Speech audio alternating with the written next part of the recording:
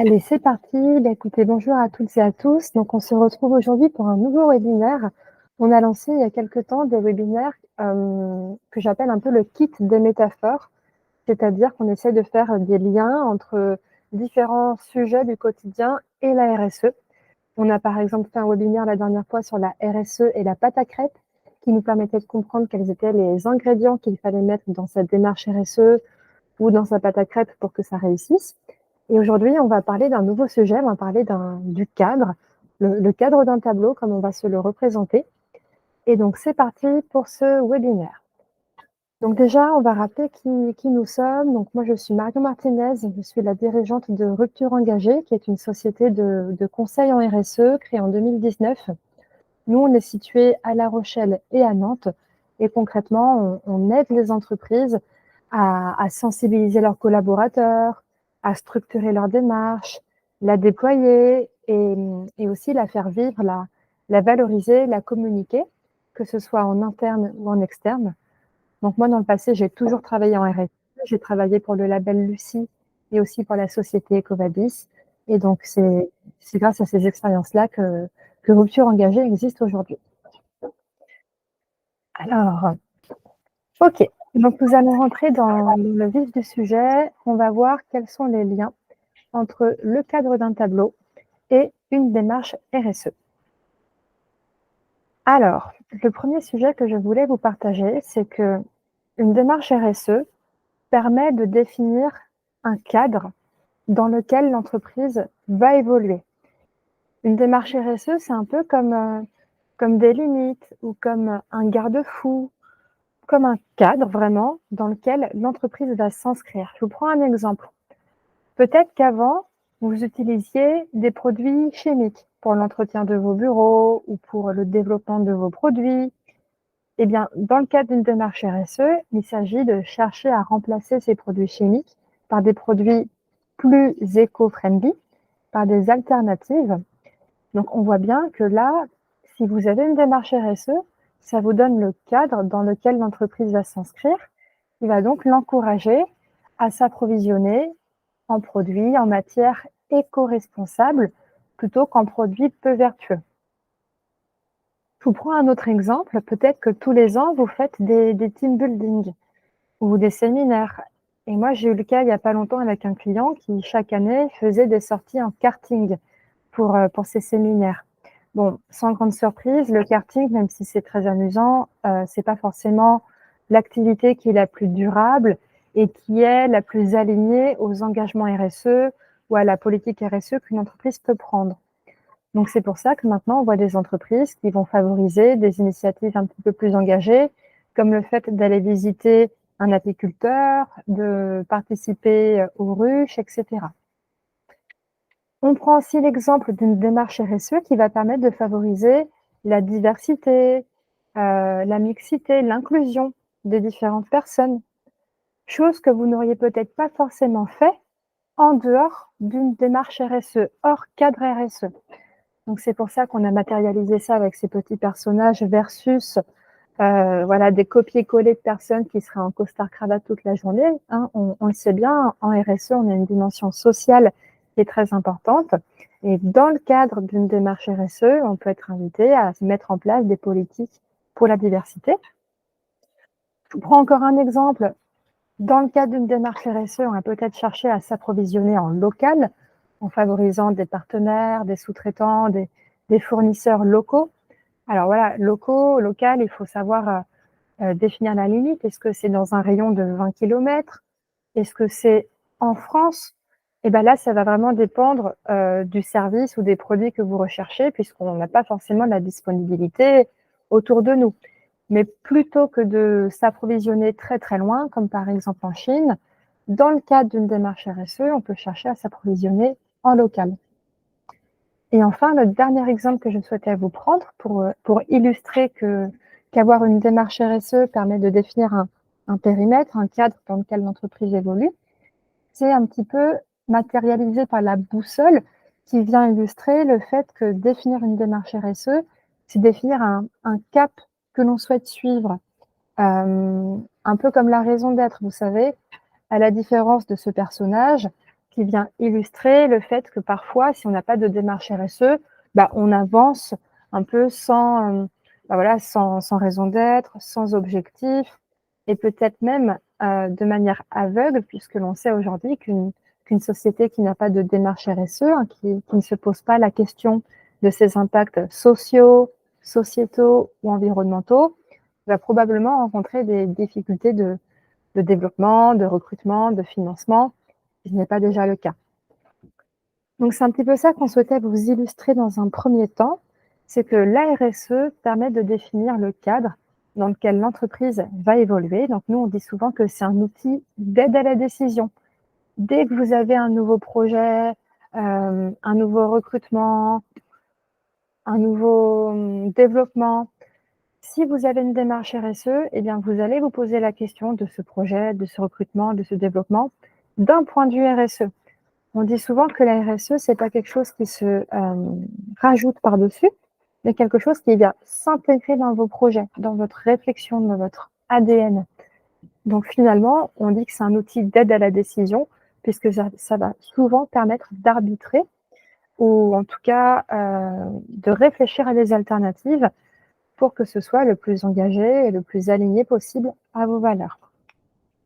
On dit souvent que ça permet aussi d'anticiper et d'éviter les risques.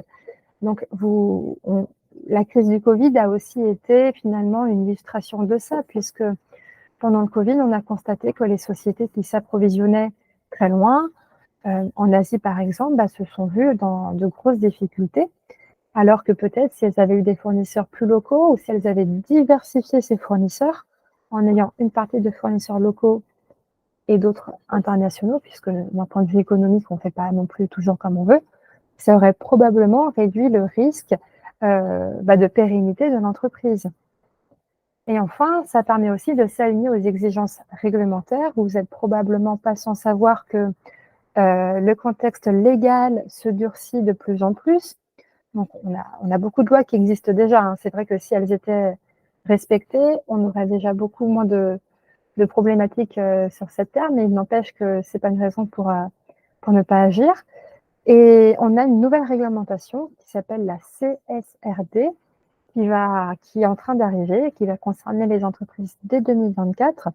Donc nous, on encourage vraiment les entreprises à définir ce cadre RSE, CSRD pour ne pas prendre de retard et être sûr de s'aligner aux exigences réglementaires. Et naturellement, ça représente aussi tous les avantages que l'on connaît déjà, comme le fait de fédérer et de motiver ses collaborateurs, de réduire le turnover, de se différencier de ses concurrents, de pouvoir répondre à des appels d'offres, etc., etc. Donc, premier point qu'on souhaitait vous partager, c'est que la RSE permet de définir le cadre dans lequel l'entreprise va évoluer.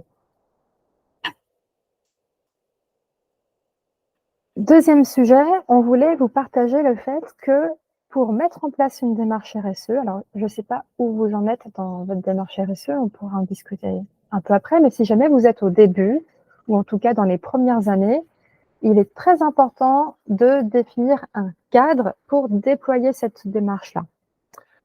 Dans ce cadre-là, je vous ai mis 4 éléments. Le premier élément, c'est ce calendrier qui vient représenter le besoin en temps ou en régularité, tout de moins.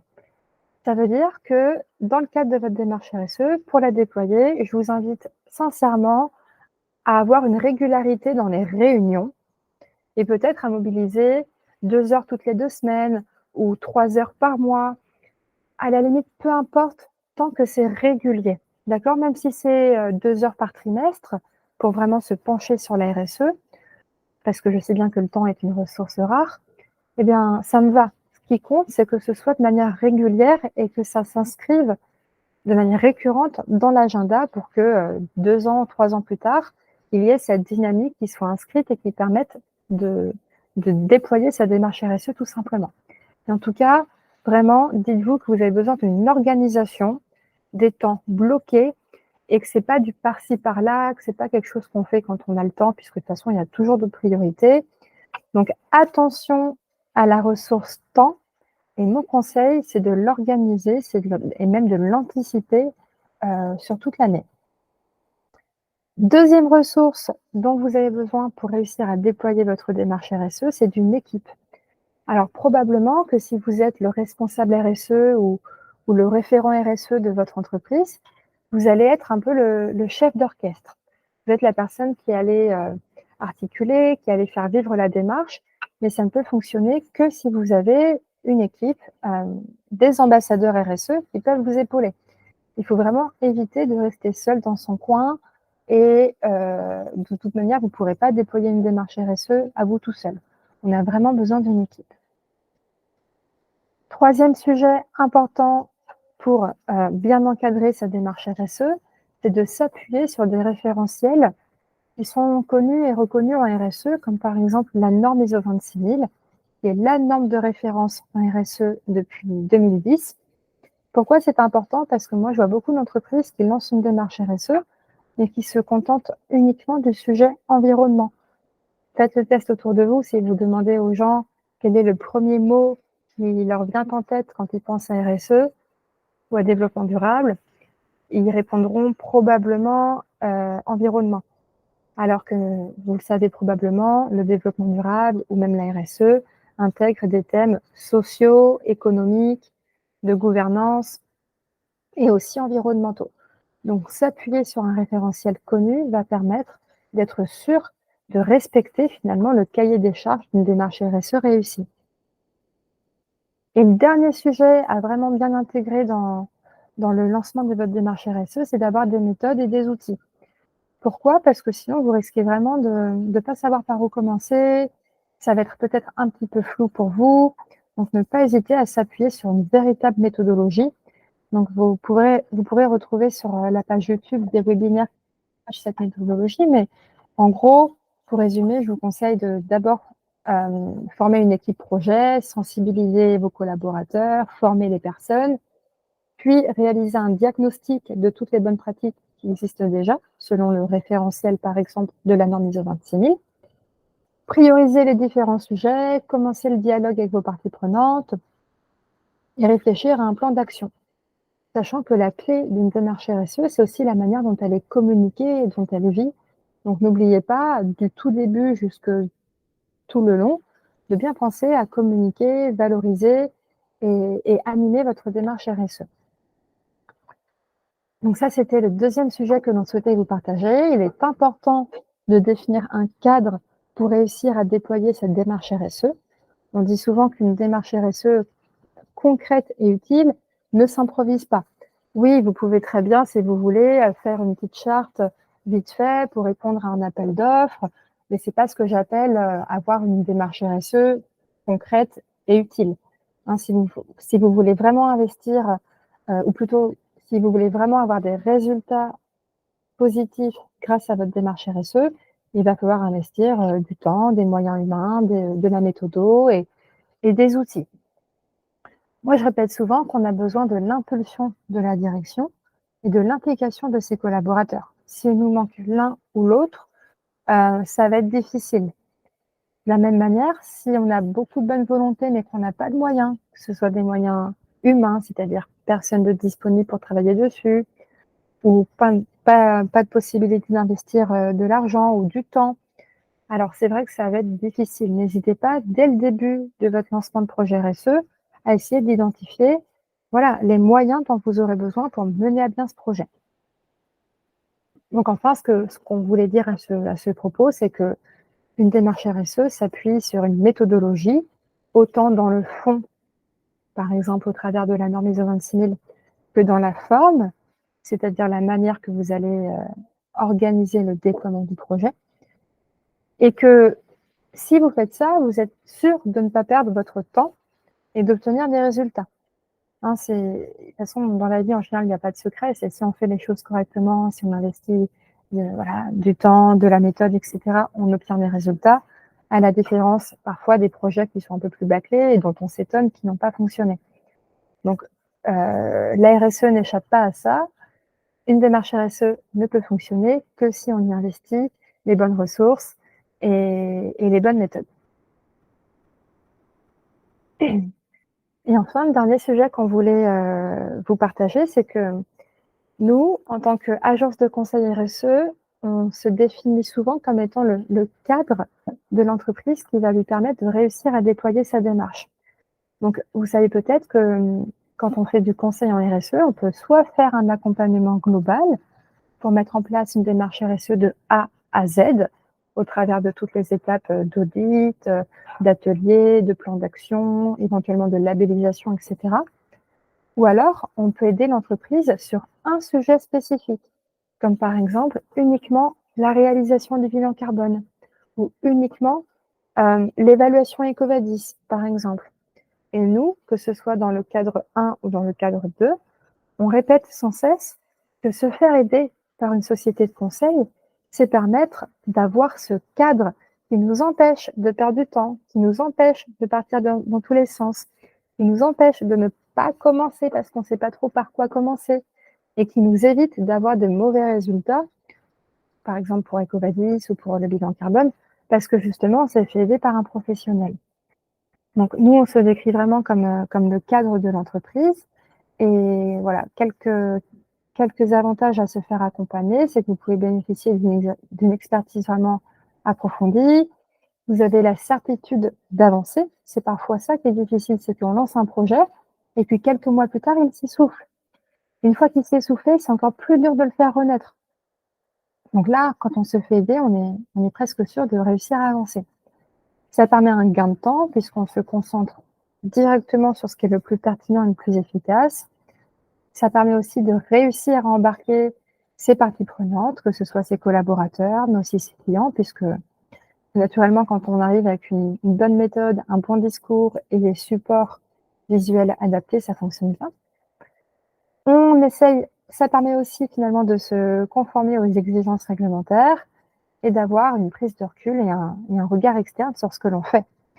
Donc, évidemment que se faire aider par une société de conseil, c'est un investissement financier, mais c'est un tel gain de temps et c'est une telle garantie d'avoir une démarche RSE qui fonctionne et qui s'adapte exactement à vos besoins et à vos contraintes, que finalement, nous, on pense que c'est rentable pour l'entreprise que de se faire aider. Voilà, écoutez, c'est un petit peu ce que l'on souhaitait vous partager au travers de ce webinaire. Pour résumer, une démarche RSE, c'est structurant pour le développement et pour la pérennité des entreprises. C'est aussi une expertise spécifique qui demande des méthodes et des outils. Donc, n'oubliez pas vraiment de définir ce cadre autant dans les bonnes pratiques que dans la méthodologie, puisque c'est ce qui va vous permettre vraiment de pouvoir s'assurer que la société pourra perdurer dans le temps.